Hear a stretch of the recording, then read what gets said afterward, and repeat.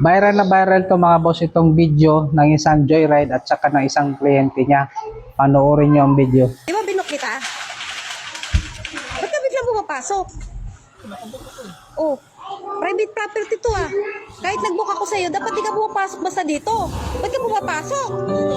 May event to oh. Tingnan mo, Bakit to, may mga event to. boss? Ba't ka biglang pumapasok dito? Bakit kayo may mga ganitong klaseng tao? Ay hindi, kasalanan mo yan. Kakancel kita kasi bastos ka eh. Pumapasok ka dito basta-basta eh. Dapat sinabi dyan, din ako papasok ng ano. Ay, bakit? Sinend ko lang sa iyo yung pin location pero hindi ka dapat tama na pumasok ka dito. Private property to. Mahiya ka naman. Gusto may report kita sa app mo? I-report talaga kita ha? Kuya, lumabas ka. Lumabas ka doon. Lumabas ka. Ikakancel ko talaga kasi bastos ka. Eh, paano yung Nasa gasto? venue ka eh. Okay mga Ay, boss, wala. napanood nyo Kasalanan at mo yan, ha? napakinggan Cancel kita ngayon. yung usapan ng dalawa, ng rider at saka ng kanyang kliyente. Base nga dito sa pasahero niya, bakit kailangan niyang pumasok sa loob? Lalo pat may event. Dapat ikaw naman, joyride, hindi ka na pumasok. Baka mamaya, ito si madam, nagpakilalang mayaman. Tapos nakita, nag-book sa'yo. Hindi, joke lang. Joke lang mga boss.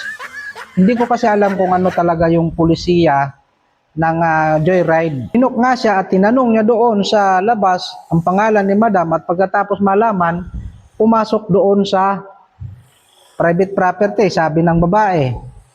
Para sa akin mga boss, baka nag-text na yung rider na ma'am nasa labas na ako, tapos hindi pa rin lumalabas kaya minaigi nang pumasok ni rider sa loob para malaman niya at para makaalis na sila kasi yung oras niya sayang. Alam naman natin ang oras ng ating mga rider ay napakalaga dahil dyan sila kumita. Tama ba ako mga boss? Dapat sa mga ganitong sitwasyon mga boss, huwag naman nating masyadong bigyan ng pangit na halaga itong mga simpleng bagay. Dapat mag-unawaan na lang mga boss, no? Kasi wala namang ibang magtutulungan dito mga boss kundi tayong mga Pilipino, di ba? So kung ganito tayo palagi mga boss,